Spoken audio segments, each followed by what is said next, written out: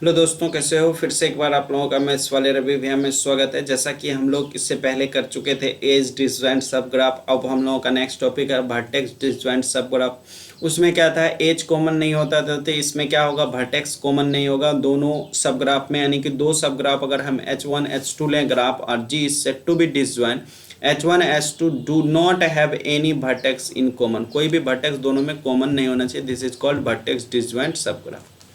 Next topic पे चलते हैं जो कि हमारा होगा कंप्लीमेंट ऑफ अ सब ग्राफ। क्या होगा? कंप्लीमेंट ऑफ अ सब ग्राफ। तो लेट कंप्लीमेंट का मतलब जैसा ही समझाए थे वैसा यहाँ पर भी होगा, जैसा हम लोग सेट थ्योरी में करते थे।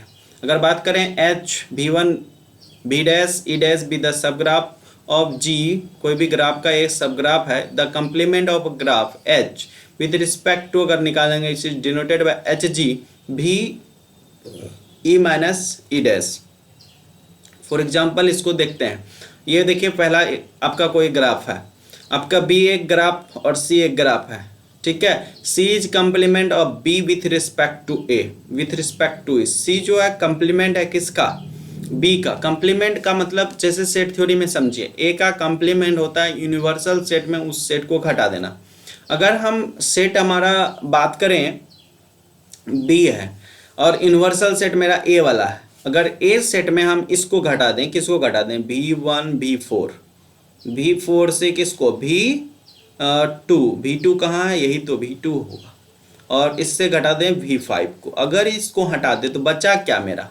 अगर जो बचा उसको हम नेक्स्ट रेड कलर से दिखाने का कोशिश करते हैं। बचा मेरा यहाँ से V1 से V3, उसके बाद यहाँ से ये बचा, उसके बाद ये बचा और ये बचा। तो वही बात देखें हम यहाँ पर जो बनाया हुआ, यानी कि complement as a same ditto, आपका सेट थ्योरी की तरह आ रहा है। कंप्लीमेंट में जिस तरह से यहाँ ग्राफ में करना है बच्चे, तो ग्राफ में हम लोग क्या किए, ये मेरा यूनिवर्सल ग्राफ था जो गिवन था, किसके? हम बी का कंप्लीमेंट निकालना चाहते हैं, तो बी के जिसका निकालते हैं यूनिवर्सल सेट में उसको हम लोग क्या कर देते हैं? घटा देते हैं।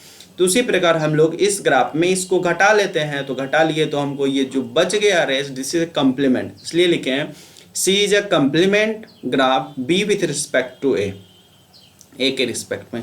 यहाँ तक कहीं कोई दिक्कत नहीं होगा समझने में। अगर दिक्कत हो तो अपने सेट थ्योरी को थोड़ा बहुत जरूर क्लियर कर लें।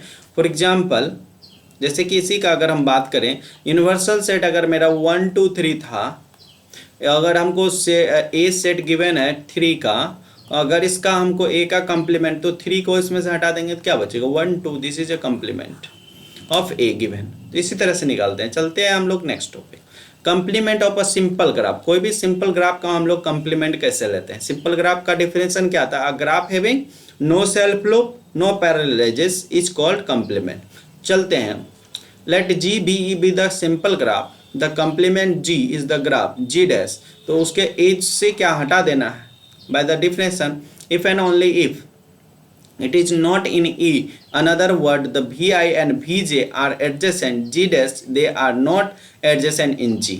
फॉर एग्जाम्पल अगर यहाँ पर हम देखें तो ये मेरा सिंपल ग्राफ है। सिंपल ग्राफ में से हम ग्राफ के, ये मेरा ग्राफ है, B is the complement of graph A का ये क्या रखे हैं? कंप्लीमेंट। तो कंप्लीमेंट ले लिए, a simple graph which is isomorphic to is complement is called complementary graph. Note point याद रखना, अगर कोई भी simple graph isomorphic to complement का होता है उसे ही क्या कहते हैं हम लोग दोस्तों? उसे कंप्लीमेंट्री ग्राफ कहते हैं। फॉर एग्जांपल आपको यहाँ पर नीचे हम दे रखे हैं। फिर देखें, एक छोटा सा क्वेश्चन लेते हैं। पहले जो हम लोग कर चुके थे मैक्सिमल वाला क्वेश्चन वही है फिर से, ठीक है। 35 अगर एज इतना है तो उसकी डिग्री क्या होती है? Less than 3। तो क्वेश्चन हम लोग कर चुके थे, उसी टाइप में एक नया क्वेश्चन है जो कि आपका कितना आएगा? 23। फिर से क्वेश्चन को आप अपने से करें, जो कि मोस्ट BBI रहेगा एग्जाम ऑफ व्यू से। फिर नेक्स्ट क्वेश्चन आपको, explain why two graph are not isomorphic. Isomorphic का भी कहानी आपको हम बता चुके थे। आइसोमॉर्फिक होने के लिए क्या चाहिए कि उसके एज दूसरे एज से 1 1 कोरस्पोंडेंस होना चाहिए और वर्टेक्स को भी 1 1 कोरस्पोंडेंस होना चाहिए। तो इसका आंसर देख लें। फिर क्वेश्चन करा दिए हैं, मोर देन क्वेश्चन कराए हुए हैं, उसमें कोई दिक्कत नहीं। क्यों आइसोमॉर्फिक नहीं है? अगर आइसोमॉर्फिक है तो क्यों है?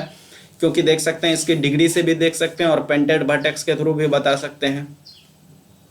नेक्स्ट, प्रूव दैट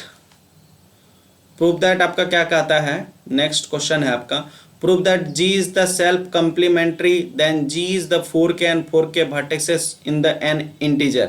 तो ये भी मोस्ट वीवीआई क्वेश्चन नहीं है, ये छोटा सा क्वेश्चन है, आप अपने से भी कर सकते हो, जो कि आपको पहले ही बता चुके हैं। और ये क्वेश्चन आपके हम लोग नेक्स्ट वीडियो में करेंगे। और एक्सरसाइज आप कोई भी बुक का लगाएं, यहाँ पर एक्सरसाइज हम अपने से जो बनाए हुए थे नोट्स में, तो वो एक्सरसाइज का सिर्फ आंसर किए हुए हैं, तो क्वेश्चन है नहीं, तो जो हम आपको क्वेश्चन सहित आपको बताएं।